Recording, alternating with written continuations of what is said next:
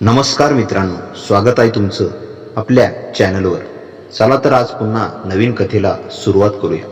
चॅनलवर नवीन असाल तर सबस्क्राईब करायला विसरू नका. माझं नाव विशाल. आमचा संपूर्ण परिवार ठेकेदारी काम करतो. रस्त्याचे खड्डे खोदणे, ड्रेनेज लाईन टाकणे, अंडरग्राऊंड पाईपलाईनची फिटिंग, काम फिरत राहायचं. यामुळे आम्हाला स्वतःचं घर कधी मिळालंच नाही.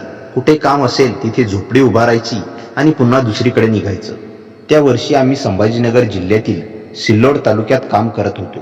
आमचा जुना कॉन्ट्रॅक्टर फार चांगला माणूस होता, निष्ठावान, प्रामाणिक आणि कामगारांचा खरा आधार. पण सिल्लोडचं काम मोठं होतं म्हणून त्याने बाहेरून काही नवीन कामगार आणले. त्यात संध्याकाळी जेवणाला बसताना त्यांनी उभारलेल्या नवीन झोपडीकडे माझं लक्ष गेलं. त्यात एक सडपातळ माणूस होता. त्याच्या शेजारी उभे असलेली सावळी पण नितळ चेहऱ्याची एक महिला, सुनंदा. शांत, स्थिर, पण डोळ्यात एक वेदना लपलेली. ती जागा मागत माझ्याकडे आली. मी हसून तिची झोपडी उभारायला जागा दिली. आमचं आयुष्य साधंच होतं, भाकरी, चटणी आणि कष्टाचा दिवस. पण त्या रात्री एक वेगळं जाणवलं. पहिल्यांदा कोणीतरी माझ्या मनात जागा करून गेलं होतं. दुसऱ्या दिवशी सकाळी सुनंदा आईसोबत चालत होती. आईने सहज विचारलं, तुझे गाव कुठे बाई? आणि त्यावर ती शांत आवाजात म्हणाली, मी उद्गार प्रदेशची. गावी मजुरीने काही मिळत नाही म्हणून मी इथे आले. आईनं तिच्या नवऱ्याविषयी विचारलं तेव्हा सुनंदानं सांगितलं की तो दारूच्या नशेत जगणारा, आजारी आणि अशक्त माणूस आहे. त्याच्या दोन्ही किडण्या दारूमुळे खराब झाल्या आहेत. ते ऐकून आईच्या डोळ्यात दया उमटली आणि माझ्या मनात अनामिक दुःख. त्या दिवशी काम करताना ती माझ्यासमोर खड्डा खोदत होती. दमलेल्या अवस्थेतही तिच्या चेहऱ्यावर शांतता होती, पण डोळ्यात खोल दुःख. आमचं काम बोलकं होतं, कधी कुदळांच्या आवाजात तर कधी नीरव शांततेत. दुपारी आणि संध्याकाळी आम्ही परत एकदा एकमेकांना समोर येत होतो. तिच्याकडे पाहिलं की मनात विचित्र ऊब यायची. एखाद्या थकलेल्या दिवशी अचानक गार वारा यावा तशी. मग सावकाश आमच्यात बोलणं सुरू झालं. रात्री कधी ती उशिरापर्यंत बसलेली दिसायची आणि मी तिला विचारायचो, झोप नाही येत? आणि ती शांतपणे म्हणायची, झोप घ्यायला मन शांत हवं. शरीर कितीही थकलं तरी मन जागच राहतं. त्या दिवसात तिने तिच्या 8 वर्षाच्या विवाहित आयुष्याचं ओझं सांगितलं. प्रेमाशिवायचं लग्न, दारूने उद्ध्वस्त झालेलं नवऱ्याचं आयुष्य आणि रोज होणारी उपेक्षा. तिच्या शब्दांत दुःख होतं पण हार नव्हती. ती जगण्याचा प्रयत्न करणारी स्त्री होती. माझ्या मनात तिच्यासाठी दया, जिव्हाळा आणि एक अनामिक ओढ निर्माण होत होती. आईनंही माझ्यातील बदल पाहिला. एके दिवशी तिनं मला विचारलंच, विशाल, काहीतरी तुझ्या मनात आहे, सांगशील का? मी शांतपणे कबूल केलं. आई, मला सुनंदा आवडते. आई सुरुवातीला दचकली, पण दुसऱ्या दिवशी तिनं सुनंदाशी बोलून तिचं आयुष्य ऐकलं आणि तिच्या डोळ्यातलं दुःख पाहिलं. आई आईच असते. तिनं मला काही न बोलता सगळं समजून घेतलं. ती म्हणाली, ही बाई फक्त कोणाच्या सहवासासाठी शोधत नाहीये, ती आधार शोधते आहे. वडिलांना सुरुवातीला राग आला, पण त्यांनी परिस्थिती समजून घेतली. ठेकेदाराने सुनंदाच्या नवऱ्याशी बोलून त्याला त्याच्या गावात परत जाण्यास सांगितलं. सुनंदा मुक्त झाली 8 वर्षाच्या ओझ्यातून. पण ती आनंदाने रडत होती, स्वातंत्र्याचं रडणं. त्यानंतर माझ्या आणि सुनंदाच्या नात्यात एक सुंदर शांतता आली. आम्ही दोघं कुठेही एकांतात गेलेलो नाही. काही चुकलं नाही, काही मर्यादा ढासळल्या नाहीत. फक्त मनाने आम्ही एकमेकांजवळ आलो. मी तिच्याशी बोलायचो, तिच्या हातातल्या भेगाळलेल्या मुंजळी पाहायचो आणि जाणवायचं, ही बाई प्रेमाच्या भुकेली नाही, ही आयुष्याच्या आधारासाठी आसुसलेली आहे. तिच्या डोळ्यात आता पूर्वीसारखी भीती नव्हती, त्यात आशा दिसत होती. एक सायंकाळी कामावरून परतताना सुनंदा माझ्यासोबत चालत होती. हवा थंड होती. ती अचानक म्हणाली, विशाल, मला भीती वाटते, पुन्हा कोणी मला तोडून टाकेल याची. मी तिच्याकडे पाहून शांतपणे म्हणालो, जोपर्यंत मी जिवंत आहे तुला कुणीही एकटं सोडणार नाही. त्या क्षणी तिच्या डोळ्यात येणारे अश्रू वेदनेचे नव्हते, ते विश्वासाचे होते. दिवस सरले. जिजाऊ, भीमराव आणि ठेकेदार सगळ्यांनी मिळून ठरवलं की पुढचं काम संपल्यावर माझं आणि सुनंदाचं लग्न करून द्यायचं. सुनंदाला सांगितलं तेव्हा ती चक्क रडली. पण त्या रडण्यात पहिल्यांदाच जगण्याची ऊब होती. त्या दिवशी तिनं शांत असून मला फक्त एवढंच सांगितलं, विशाल, आयुष्यभर माझा हात सोडू नकोस. आणि मला जाणवलं, तिचा हात पकडणं हे फक्त प्रेम नव्हतं, तर तिच्या संपूर्ण आयुष्याला नवा अर्थ देणं होतं. पण इथून त्यांचं खरं आयुष्य सुरू झालं. संपूर्ण रात्र विशाल झोपलाच नव्हता. त्याच्या कानात सतत एकच आवाज घुमत होता, तो मंद कुजबुजणारा, जणू भिंतीच्या पलीकडे कुणीतरी त्याला काही सांगत होतं. सकाळी उठल्यावर त्याने आईकडे काहीच सांगितलं नाही, कारण तिला काळजी नको होती, पण मनात भीती खोलवर रुतून बसली होती. त्या दिवशी संध्याकाळी घरातले सगळे जेवत होते, पण विशालला अजूनही खालच्या अंधाऱ्या कोपऱ्यात दिसलेला दरवाजा डोळ्यासमोर हटत नव्हता. जेवण झाल्यावर तो बाहेर गॅलरीत आला. तिथे हवा थंड होती, पण कुठेतरी हलकासा धुराचा वास येत होता. हा वास घराच्या आसपास कुठेच कधी जाणवला नव्हता. त्याने खाली वळून पाहिलं तर गल्लीतल्या कोपऱ्यावर एक माणूस उभा होता. अंगावर काळं कोट, डोक्यावर टोपी आणि हातात एक काठी. तो व्यक्ती काही क्षण विशालकडे पाहत राहिला. त्याची नजर इतकी भेदक होती की विशालचा श्वास अडकला. पण पुढच्या क्षणी तो माणूस सावलीत गायब झाला. विशाल धावत आत आला. त्याला आता खात्री पटली होती, हे सगळं काही सामान्य नव्हतं. दुसऱ्या दिवशी शाळेतून आल्यावर तो थेट त्या खोलीकडे गेला जिथे त्याला काल दरवाजा दिसला होता. पण आज त्या ठिकाणी भिंत अगदी साधी दिसत होती. तो जवळ गेला, हात फिरवला. भिंतीचा एक छोटा भाग मात्र थंडगार वाटला, बाकीपेक्षा वेगळा. त्याने हलकं दाबलं आणि अचानक टक असा छोटा आवाज झाला. क्षणात भिंत हलू लागली. भिंतीचा मधला भाग सरकत मागे गेला आणि त्याच्या समोर पुन्हा तोच दरवाजा दिसला. पण यावेळी दरवाजावर कोरलेली चिन्ह हलक्या निळ्या प्रकाशात चमकत होती. विशालचं हृदय जोरात धडधडू लागलं. तरीही कुठल्या तरी अज्ञात ओढीने त्याचा हात पुढे गेला आणि दरवाजाच्या थंडगार हत्त्यावर ठेवला. अचानक दरवाजाच्या फटीतून थंड धुक्याची लाट बाहेर आली. विशाल दचकलाच, पण मागे हटला नाही. हत्या हलकासा फिरला आणि किर्र असा आवाज करत दरवाजा हळूच उघडला. आत अंधार होता, पण अंधारात कुठेतरी मंद निळसर प्रकाश चमकत होता. आणि त्या क्षणी विशालला एक ओळखीचा आवाज ऐकू आला. जणू कोणीतरी त्याचे नाव हाक मारत होते, विशाल. त्याचा लांब श्वास थांबला. आवाज त्यालाच बोलावत होता. आणि मग विशाल त्या अंधाऱ्या खोलीत पाऊल टाकून आत गेला. दरवाजाच्या आत पाऊल टाकताच विशालच्या अंगावर शहारे उठले. खोली पूर्ण काळोखात बुडालेली होती, पण मध्येच एक हलका निळा प्रकाश जमिनीवर गोलाकार पसरलेला दिसत होता. त्या प्रकाशाभोवती धुक्यासारख्या सावल्या हळूहळू फिरत होत्या, जणू काही जिवंत होत्या. विशालने हात भिंतीला लावला, कारण पुढे काही दिसत नव्हते. पण भिंत अपेक्षेपेक्षा जास्त थंड होती, अगदी बर्फासारखी. त्याने हात मागे घेतला आणि थोडं पुढे गेला. त्या निळ्या प्रकाशाजवळ पोहोचल्यावर त्याला जाणवलं की प्रकाश जमिनीतून नाही, तर एक छोटंसं गोल धातूचं यंत्र उंचावत होतं. ते अगदी हळूच हवेत तरंगत होतं, गोलाकार, गुळगुळीत, आणि त्याच्या मध्यभागी फिरणारं निळं चिन्ह. त्याने हात पुढे केला आणि क्षणात ते यंत्र चमकलं. प्रकाश अधिक तीव्र झाला आणि संपूर्ण खोली उजळून निघाली. आता विशालला सर्व काही स्पष्ट दिसलं. भिंतीवर अज्ञात चिन्ह कोरलेली होती. छतावर काळ्या धाग्यांसारख्या फुटक्या रेषा वाकड्या तिकड्या जात होत्या आणि जमिनीवर अनेक खुणा, जणू कुणीतरी ओढत ओढत फिरवल्यासारख्या. अचानक मागून दरवाजा ठप्प असा आवाज करत बंद झाला. विशाल धचकून वळला, पण दरवाजाजवळ कोणीच नव्हतं. तो धावत गेला, हत्ता फिरवायचा प्रयत्न केला, परंतु तो हलतही नव्हता. आता मी अडकलोय का इथे? त्याच्या तोंडातून मंद आवाज निघाला. तेवढ्यात त्याच्या पायाशी असलेल्या गोल यंत्रातून हलका गुंजारव ऐकू आला. प्रकाश गोलाकार पसरला आणि विशाल समोर हवेत एक चमकणारा आकृतीसारखा आकार उमटू लागला. तो आकार सुरुवातीला धुसर होता, पण हळूहळू स्पष्ट होत गेला, एखाद्या माणसाच्या सावलीसारखा. पण ती सावली जमिनीवर नाही, हवेत होती, शांत, स्थिर आणि थेट विशालकडे पाहत. अचानक त्या आकृतीचा आवाज गुंजला, जणू खोलीच्या प्रत्येक कोपऱ्यातून येत होता. वेळ कमी आहे, तू इथे उगाच आला नाहीस. विशाल थिजल्यासारखा उभा राहिला. त्याचा आवाज कापत बाहेर पडला, तू कोण आहेस? आकृती आणखी स्पष्ट झाली. चेहरा न दिसणारी पण डोळ्यांच्या जागी 2 निळे तेजस्वी बिंदू. तिने उत्तर दिलं, तुला इथे एका कारणासाठी बोलवण्यात आलं आहे. जे दरवाजा तू उघडलास तो फक्त सुरुवात आहे. विशालचं हृदय जोरात धडधडू लागलं. तो मागे सरकण्याचा प्रयत्न करत होता, पण त्याचे पाय हलतच नव्हते.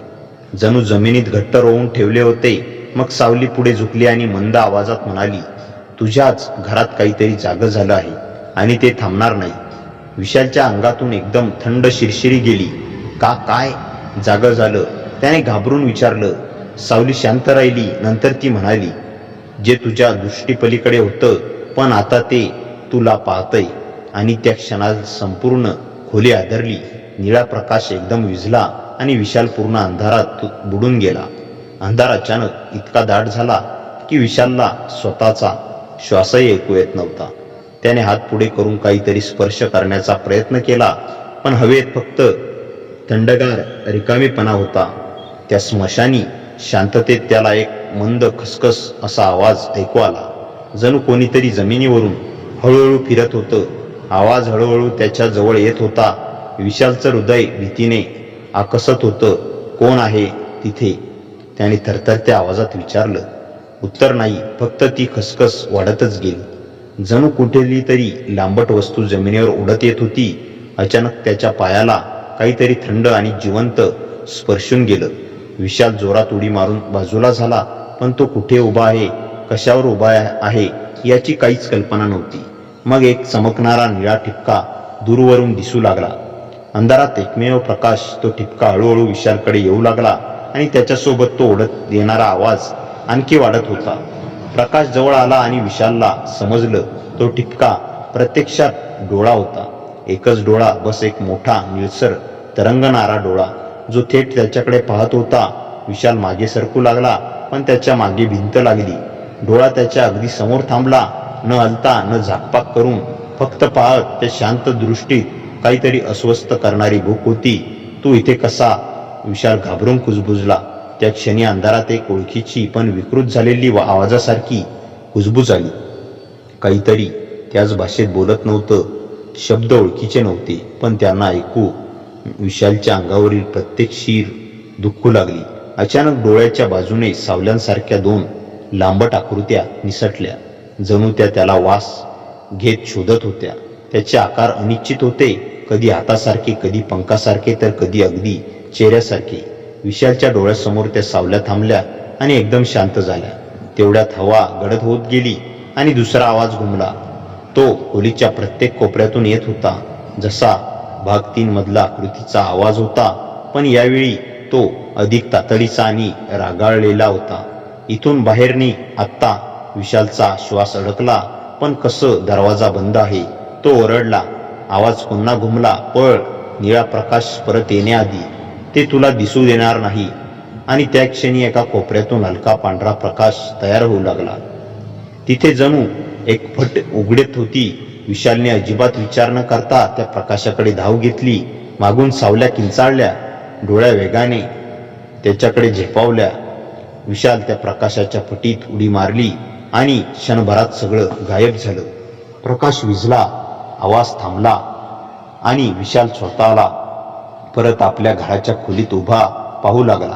पण काहीतरी बदललं होतं. भिंत जिथे दरवाजा होता तिथे आता काहीच नव्हतं. ना चिन्ह ना फट, पण भिंतीवर एक छोटासा निळा ठिपका चमकत होता. तोच डोळ्यांचा रंग आणि तो हळूहळू चमकत होता.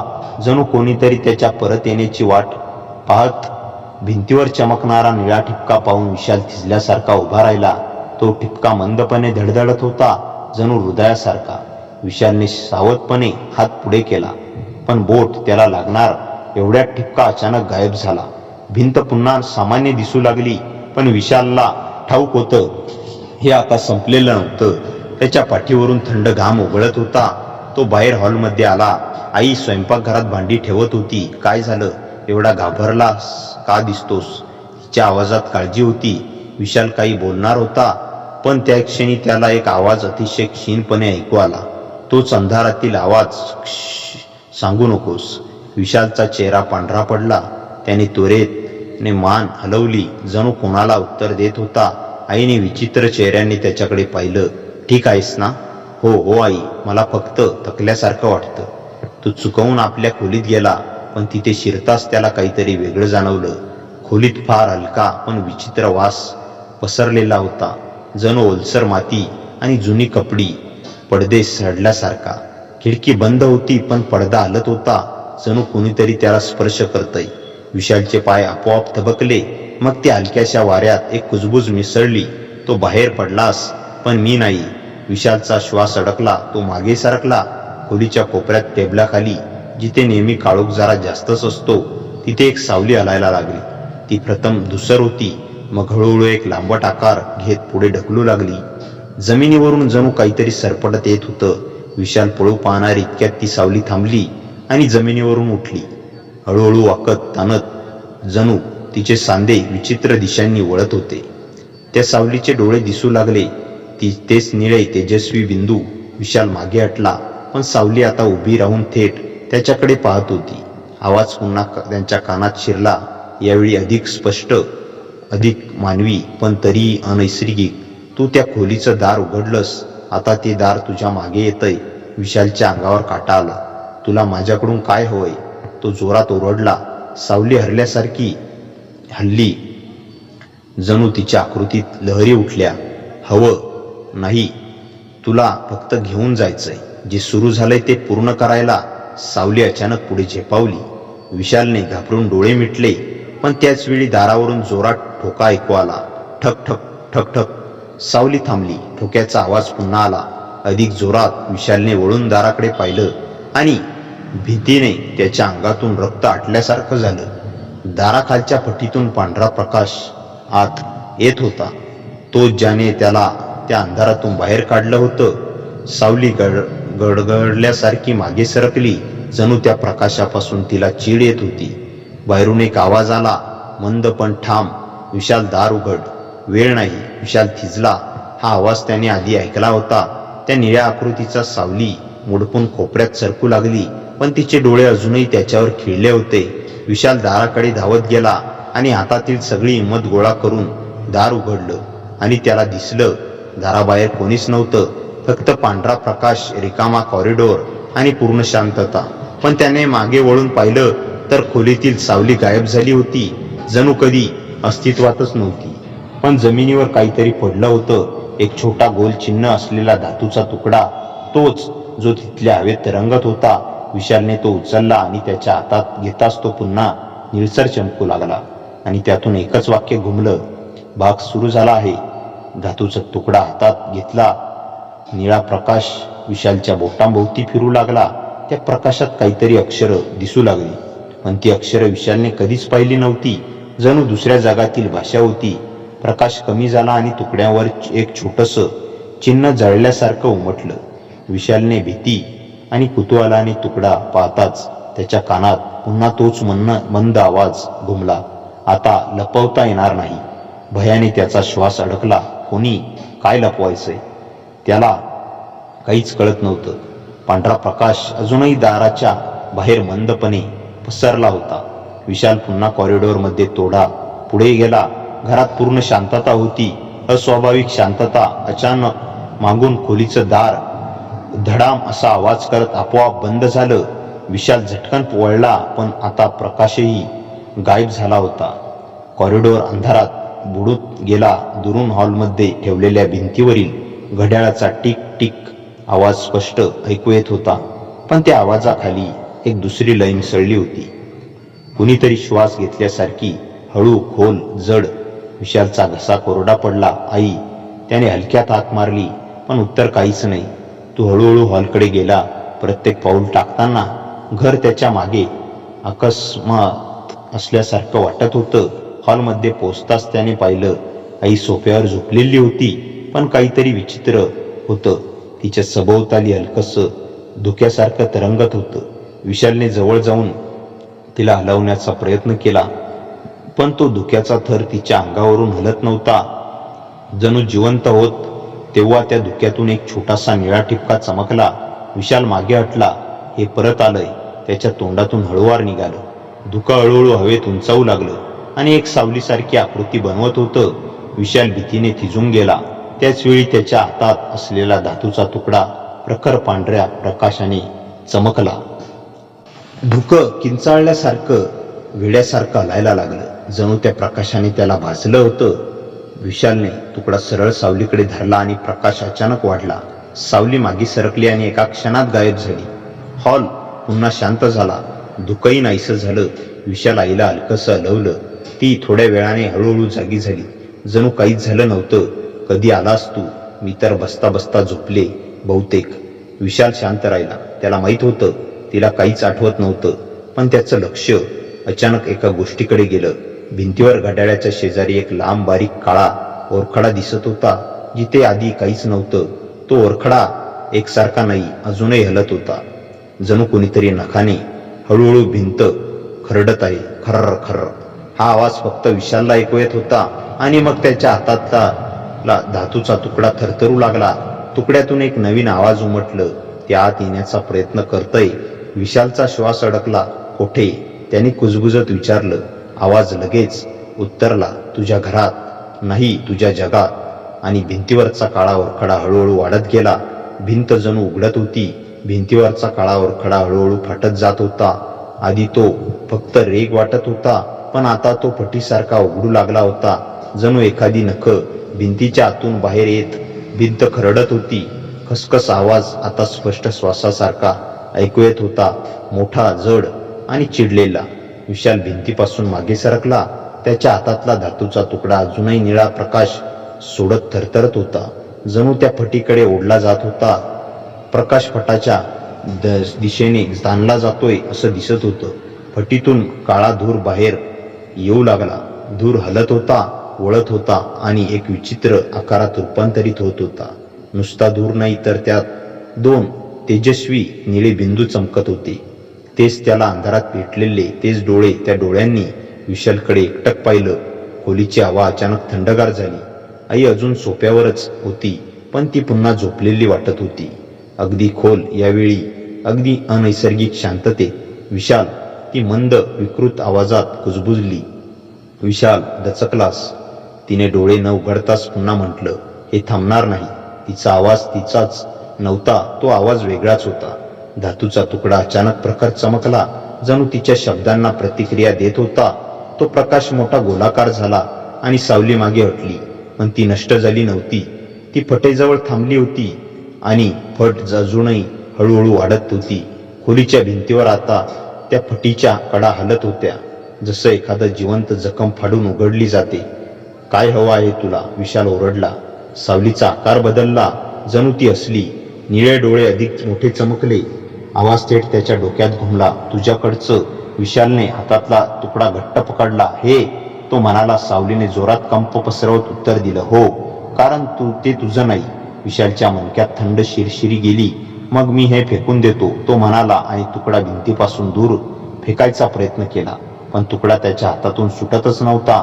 जणू त्याच हाताशी चिकटलेला होता. तो घाबरून ओरडला. निघून जा. सावली असल्याचा आवाज घुमला आणि त्या हसण्यात अंधारातील किंकाळी मिसळल्यासारखी वाटली. मग सावलीने फटीतून बाहेर येण्याचा अखेरचा प्रयत्न केला. आकार मोठा होऊ लागला. निळे डोळे प्रचंड उजळले आणि खोलीचा अंधार अचानक काळा पडू लागला. त्या क्षणी घरभर प्रखर पांढरा प्रकाश पसरला. विशालने डोळे झाकले. प्रकाश जणू थेट फटीवर कोसळला. सावली आकंदली. फट आदरली आणि एका तीव्र आवाजासह भिंत परत बंद झाली. प्रकाश मंद झाला. शांतता परत आली. विशालने हळूच हात खाली केला. धातूचा तुकडा आत पूर्णपणे शांत आणि काळा झाला होता. भिंत पुन्हा जशीच्या तशी दिसत होती. कुठलाही ओरखडा नाही, कुठलीही फट नाही, पण हवेत अजूनही जळलेल्या वाऱ्यासारखा वास तरंगत होता. विशालने हॉलमध्ये बसलेल्या आईकडे पाहिलं. ती शुद्धीवर आली होती आणि त्याच्याकडे गोंधळून पाहत होती. काय झालं? तू ओरडलास का? विशाल काहीच बोलला नाही. पण त्याच वेळी हॉलमधल्या दिव्याची लाईट हलक्यासा चमकली आणि एका सेकंदासाठी भिंतीवर पुन्हा तोच निळा ठिपका दिसला. तो चमकला आणि गायब झाला. पण काहीतरी वेगळंच घडलं. यावेळी तुकड्यातून आवाज आला नाही. त्याऐवजी घराच्या मागच्या खोलीतून ठकठक असा आवाज यायला लागला. जणू कुणीतरी आतून दार ठोठावत होतं आणि हळूहळू तो आवाज वाढत चालला होता. मागच्या खोलीतून येणारा आवाज ठकठक घरभर घुमत होता. तो आवाज साधा नव्हता. तो जड, खोल आणि प्रत्येक ठोक्याबरोबर जणू भिंत हलली असे जाणवत होतं. विशाल स्तब्ध उभा. आईला अजून काही ऐकू येत नव्हतं. ती शांतपणे म्हणाली, कुठेतरी खिडकी धडधडत असेल, मी पाहते. ती उठू लागली, पण विशालने तिला थांबवलं. आई, तू तिथे नकोस जा, तो म्हणाला, पण तिला त्याच्या आवाजातला भीतीचा थरथर ऐकू आला नाही. ती निर्धास्तपणे मागच्या खोलीच्या दिशेने चालू लागली. आवाज अधिक जोरात झाला. ठक ठक ठक ठक, जणू दार मोडून यायचा प्रयत्न करत होतं कोणीतरी. विशालच्या हातात असलेला धातूचा तुकडा आता पुन्हा गरम होऊ लागला. तो अजूनही काळाचा होता, पण आतमध्ये काहीतरी हल्ल्यासारखं जाणवत होतं. आईने मागच्या खोलीच्या दारापाशी पोचताच अचानक ठोका थांबला. खोलीत पूर्ण शांतता, अगदी श्वास रोखण्यासारखी शांतता. अरे, आवाज तर इथेच. आई दार उघडणार इतक्याच विशाल ओरडला, आई थांब. पण उशीर झाला. तिने दार जोरात ढकलून उघडलं. दार उघडताच एक थंड, घट्ट हवा बाहेर आली. जणू कुणीतरी आतल्या आत श्वास रोखून बसलं होतं. खोलीमध्ये अंधार इतका की दिवसभर विझलेल्या आकाशासारखा. आईने स्विच चालू केला, पण लाईट लागला नाही. विशाल जवळ गेला. दाराच्या फटीतून खोली दिसत होती. फक्त एक काळा अंधार. मध्यभागी हलकं काहीतरी हलताना दिसत होतं, जणू धुकं किंवा सावली. अचानक त्या अंधारातून हलका आवाज आला, कुजबुजेसारखा पण स्पष्ट. उघडलंस? विशालने मागे सरकला. आई काहीच ऐकू न आल्यासारखी आत पाऊल टाकू पाहत होती. इथे तर काहीच नाही, ती म्हणाली. पण तिचा पाय आत जाताच अंधार हलला. त्या अंधारातून दोन तेजस्वी निळे बिंदू प्रकट झाले. तेच डोळे. विशाल थरथरला. त्या डोळ्यांनी थेट त्याच्या आईकडे पाहिलं. सावलीसारखा आकार अंधारातून बाहेर सरकत होता, हळूहळू मोठा होत, हातांसारख्या लांबट आकृत्या तयार करत. आई, बाहेर ये, विशाल ओरडला. पण आईचं शरीर एकदम थंड झाल्यासारखं वाटत होतं. ती हलता हलत नव्हती. सावली तिच्या अगदी जवळ पोचली. विशाल धावत पुढे गेला. तिचा हात पकडून जोरात ओढलं. आई बाहेर पडली, पण तिचा हात जणू बर्फाचा स्पर्श करून आला होता. सावली दाराजवळ थांबली. तिच्या डोळ्यात विचित्र चमक. मग आवाज आला, यावेळी प्रचंड रागाने भरलेला, दार बंद कर. विशाल दचकला. कोण ओरडलं? सावली की धातूचा तुकडा? हे त्याला कळलंच नाही. पण जे ऐकलं तेच केलं. त्याने दार जोरात ओढून बंद केलं. दरवाजावर ठोके सुरू झाले. धडम धडम धडम. संपूर्ण घर हादरलं. मोठ्या आवाजात आईने विचारलं, हे काय चाललंय विशाल? तू सांगशील का मला? विशाल काहीच बोलू शकला नाही. त्याच्या हातातला तुकडा आता स्वतःहून चमकू लागला. त्यावर पांढऱ्या रंगात एक नवीन चिन्ह उमटलं. अगदी हळूहळू, जणू कोणी आतून त्यावर खोदत होतं. आणि मग आवाज आला. यावेळी अतिशय शांत पण गंभीर. ते आता बाहेरचं नाही, ते आत आहे. ठोके अचानक थांबले, पण पूर्ण शांतता पसरली. विशाल आणि आई दोघेही श्वास रोखून उभे.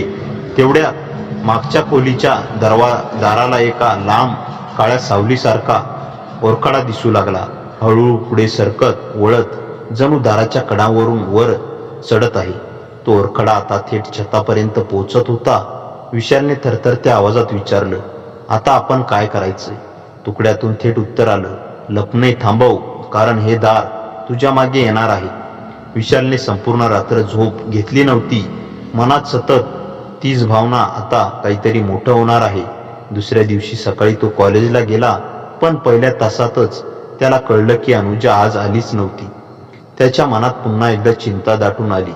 काल झालेलं भांडण अजूनही तिच्या मनात असेल का, की दुसरं काही कारण? दुपारी तो तिच्या घराजवळून गेला, फक्त दुरूनच पाहण्यासाठी. घराचं दार अर्धवट उघडं होतं आणि आतून तिच्या आईचा त्रस्त आवाज ऐकू येत होता. अनुजा किती वेळ फोन हातात ठेवणार? एक दिवस तर शांत बस. हे ऐकताच विशालच्या पायाखालची जमीन सरकली. म्हणजे ती घरीच आहे आणि तिचा मूड अजूनही खराब आहे. तो मागे वळला, पण तितक्याच तिचा आवाज आला, आई, मला नकोय कोणाशी बोलायचंय. कोणाशीच नाही. या वाक्यातील शेवटचा शब्द कोणाशीच विशालच्या छातीत जाऊन टोचला. तो परत फिरला, पण घराजवळ जाण्याची हिंमत झाली नाही. तो तिथून निघाला, पण मनात एकच विचार, आता हे अंतर वाढत चाललंय. संध्याकाळी विशाल कॉलेजच्या मैदानात एकटाच बसला होता. सूर्य मावळत होता, पण त्याच्या मनातले प्रश्न मात्र वाढत होते.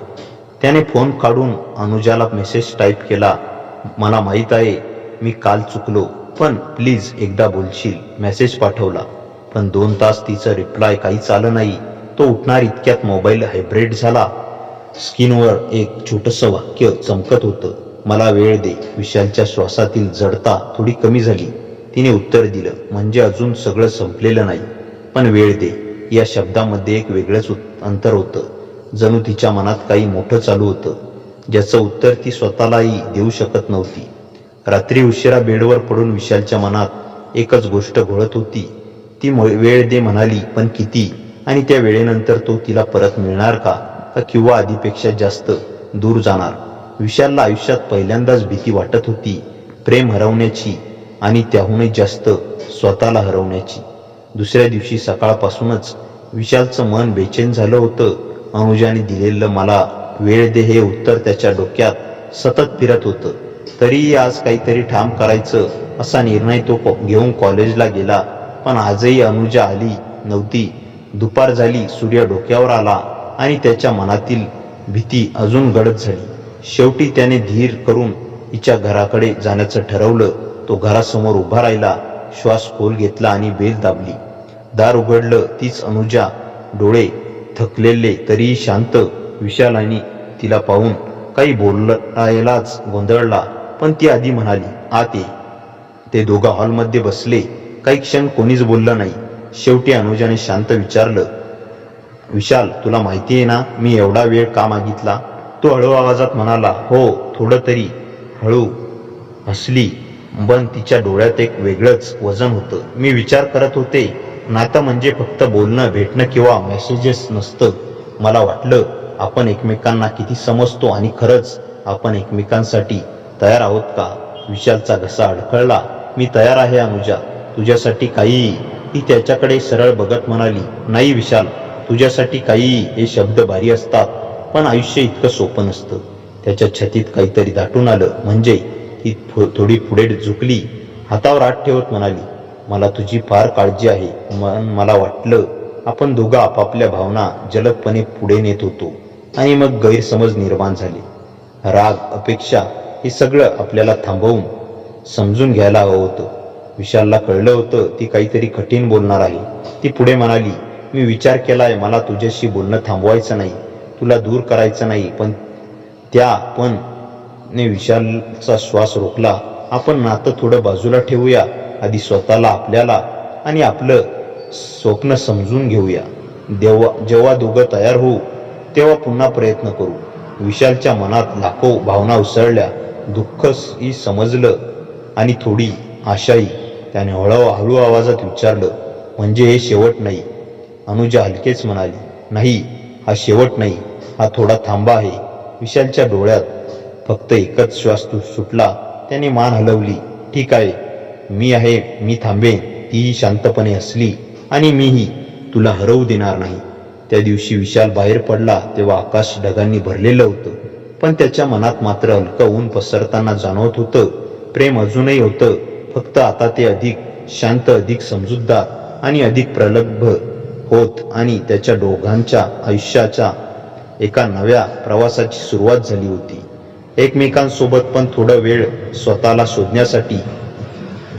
पण त्यांची कहाणी अजून संपलेली नव्हती आणि कदाचित कधीच संपणार नव्हती. मित्रांनो, कथा कशी वाटली कमेंटमध्ये नक्की सांगा.